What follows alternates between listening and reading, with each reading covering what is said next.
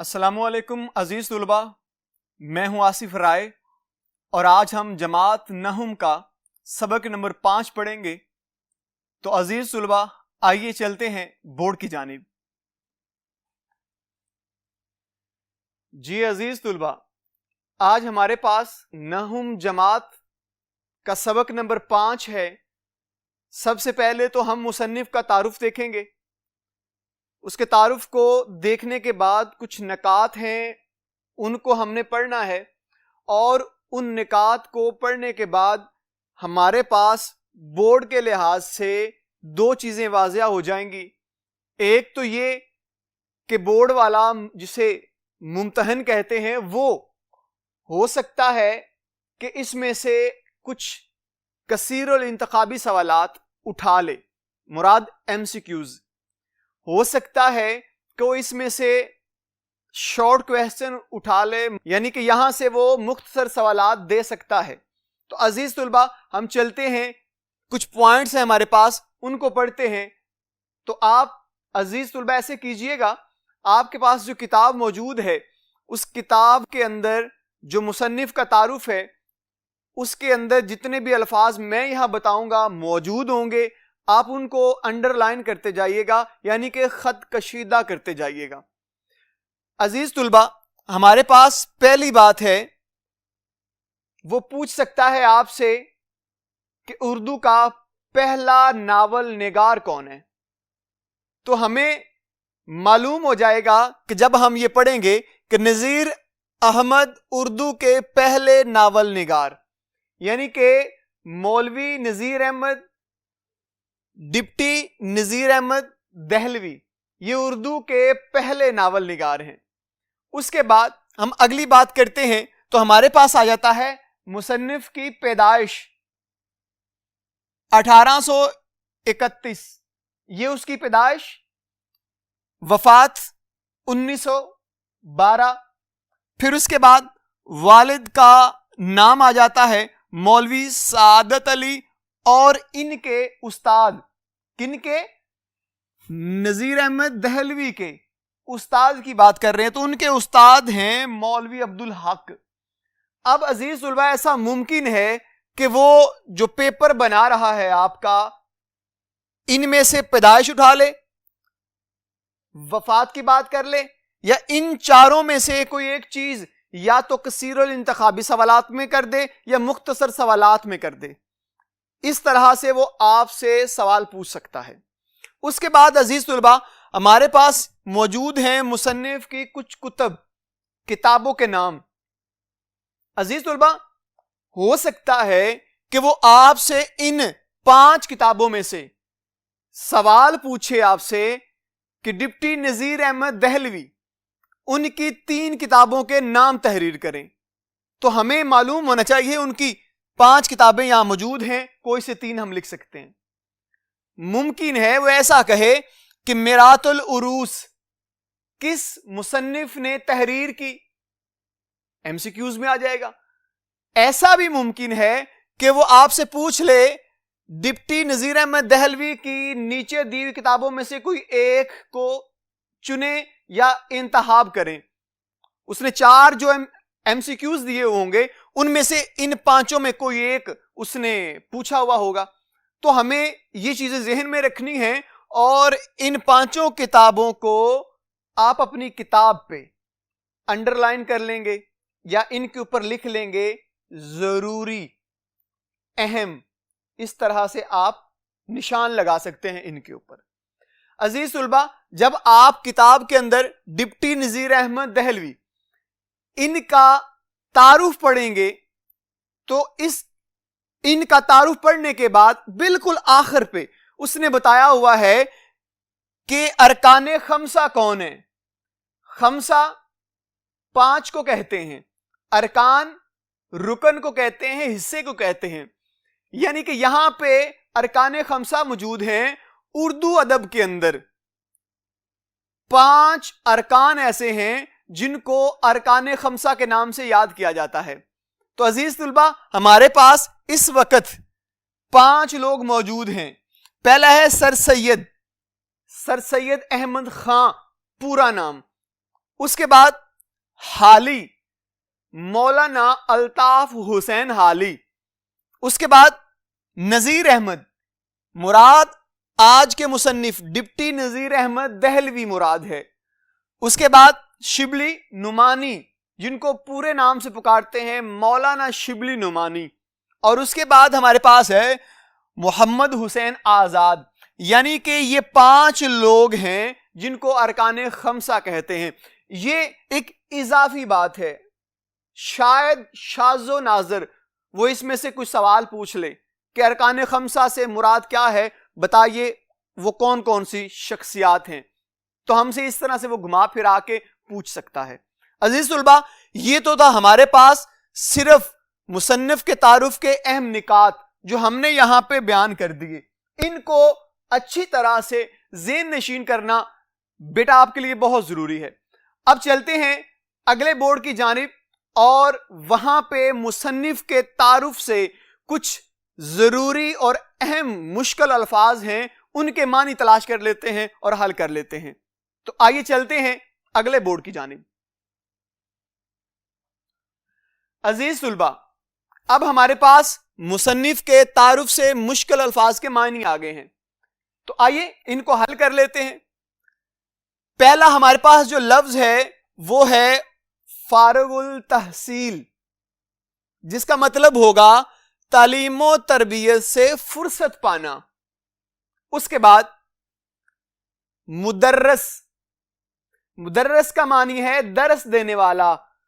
اب اگلا لفظ ہے سالار. سالار کہتے ہیں حاکم کو، جو لیڈر ہو اسے حاکم کہتے ہیں. اس کے بعد امام، اس لفظ کو کیا پڑھیں گے؟ امام. امام کا مطلب ہے اشارہ کرنا.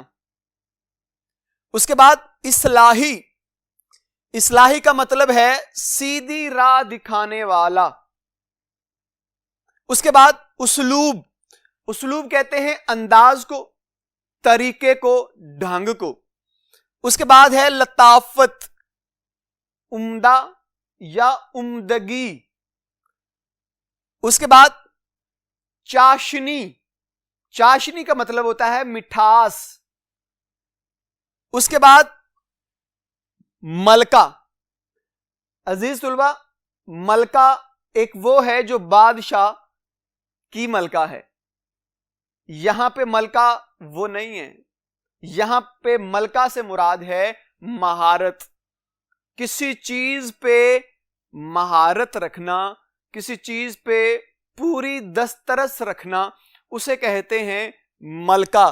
بالخصوص خاص طور پر خمسہ، 5 ہم پہلے بھی ذکر کر چکے ہیں. ارکان خمسہ مراد 5 ارکان، یہاں پہ لفظ ہے خمسہ، مراد ہے 5 ارکان، رکن، حصہ.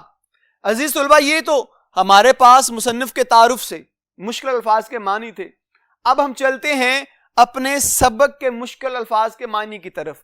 تو عزیز طلبہ، میں جیسے جیسے حل کرتا جا رہا ہوں، آپ بھی ساتھ ساتھ اپنی کتاب پہ ان کو لکھتے جائیے، تحریر کرتے جائیے گا. عزیز طلبہ، ہمارے پاس پہلا لفظ ہے قول و قرار، جس کا مطلب ہوتا ہے وعدہ، وعدہ کرنا، عہد کرنا. اس کے بعد بیدارہ، بیدارہ جگانے والی. لفظ ہے بالا خانہ. بالا خانہ کا مطلب بلائی منزل، اوپر والی منزل. اس کے بعد طلب کرنا، طلب کرنا، بلانا، بلاوا بھیجنا. اس کے بعد ہے خفا، خفا کا مطلب ہے ناراض. اس کے بعد لفظ ہے معقول، معقول کا مطلب ہے مناسب. جی عزیز طلبہ، یہ تھوڑے سے اس بورڈ کے اوپر مشکل الفاظ کے معنی تھے سبق سے. اب ہم اگلے بورڈ کی طرف جائیں گے اور وہاں پہ دیکھیں گے کہ ہمارے پاس اس سبق سے کون کون سے مشکل الفاظ کے معنی موجود ہیں. تو آئیے چلتے ہیں اگلے بورڈ کی جانب. جی عزیز طلبہ، ہمارے پاس موجود ہے پہلا لفظ غرض. غرض کہتے ہیں مطلب کو، مقصد کو. گنجفا لفظ کیا ہے؟ گنجفا، جس کا مطلب ہے یہ ایک قسم کا کھیل جس میں 96 گول پتے، 96 کہتے ہیں 96، 96 گول پتے اور 3 کھلاڑی ہوتے ہیں. یعنی کہ کھیل ہے جس کے اندر 96 گول پتے ہوتے ہیں اور 3 کھلاڑی اس کو مل کے کھیل رہے ہوتے ہیں. شطرنج ایک قسم کا کھیل جس میں 64 کا مطلب ہے 64 خانے اور 32 مہرے ہوتے ہیں. مہرے جیسے آپ لوڈو کھیلتے ہیں نا، لوڈو کھیلتے ہوئے آپ کے پاس جن کو آپ اپنے الفاظ میں گھوڑے کہتے ہیں، جو آپ کے اپنے ہوتے ہیں 4، آپ ان کو بگا رہے ہوتے ہیں، ان کو مہرے بھی کہتے ہیں. اس کے بعد لفظ نیچے مہرہ لکھ دیا ہے جس کو آپ گوٹ کہتے ہیں. آپ اپنے الفاظ میں اس کو گوٹ ہی کہتے ہوں گے، یہ گوٹ ہے. اس کے بعد مبتدی، وہ شخص جو آغاز کر رہا ہو، شروع کرنے والا، ابتدا کرنے والا. اکثر، بار بار. پھڈی جوتیاں، ایسی جوتیاں یا ایسا جوتا جس کی ایڑی گھس گئی ہو، اس کی شکل و صورت بگڑ گئی ہو، اپنی اصلی حالت میں وہ نہ ہو، اسے پھڈی جوتیاں کہا کرتے ہیں. اس کے بعد ہمارے پاس لفظ ہے چولیاں. چولیاں کہتے ہیں، چولی کی جمع چولیاں ہے اور مطلب ہے قمیص. یہاں پہ لفظ قمیص، اس کی درستی ضروری ہے بیٹا. ہم لوگ لفظ پڑھ رہے ہوتے ہیں قمیض زواد کے ساتھ، لیکن ایسا نہیں ہے. یہ لفظ آپ پڑھیں گے سواد کے ساتھ، قمیص، قمیض نہیں. اس کے بعد کانوں کان خبر نہ ہونا، مراد ہے بالکل اطلاع نہ ہونا، بالکل اطلاع خبر نہ ملنا، کانوں کان خبر نہ ہونا. اس کے بعد واسطہ، تعلق، دابے، دبے ہوئے. آپ دبے پاؤں چل رہے ہوتے ہیں، یہ دبے پاؤں چل کے جاتے ہیں تو یہ دابے ہے، یعنی کہ آپ کے پاؤں کی آہٹ نہ آئے تو دبے پاؤں آہستہ آہستہ چلنا. جی. اس کے بعد ہے منڈے سر. ایسی حجامت، حجامت کہتے ہیں آپ اپنے بال کٹواتے ہیں، حجامت کرواتے ہیں. ایسی حجامت جس میں سر کے بال بالکل چھوٹے ہوتے ہیں، اسے کہتے ہیں حجامت کروائیے. کوڑیوں لڑکے، 20 لڑکے بہت سارے، یعنی کہ بہت تعداد میں لڑکوں کا ہونا کوڑیوں ہے. کوڑی کی جمع کوڑیوں، بہت سارے لڑکے. اس کے بعد اوپر تلے، ایک کے بعد ایک، ایک کے بعد ایک، اوپر تلے. منجلا، منجلا کہتے ہیں درمیانہ، یعنی کہ اگر 3 بہن بھائی ہیں، بڑا بھائی، پھر اس کے درمیان کا بھائی اور آخری ایک بہن ہے، تو جو درمیان میں ہوگا چھوٹا بھائی، ان کے درمیان میں جو موجود ہے اسے ہم کہیں گے منجلا، درمیانہ. جی عزیز طلبہ، کم بخت، برے نصیب والا، جس کا نصیب اچھا نہ ہو. اس کے بعد قبلہ رو، خانہ کعبہ کی طرف منہ. گو، گو ایک حرف ہے جس کا مطلب ہے اگرچہ. ہدایت، سیدھا راستہ.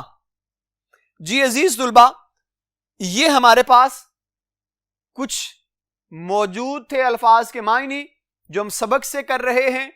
ابھی کچھ الفاظ کے معنی اور موجود ہیں، وہ ہمیں اگلے بورڈ پہ جا کے کرنے ہیں. تو عزیز طلبہ آئیے چلتے ہیں اگلے بورڈ کی جانب.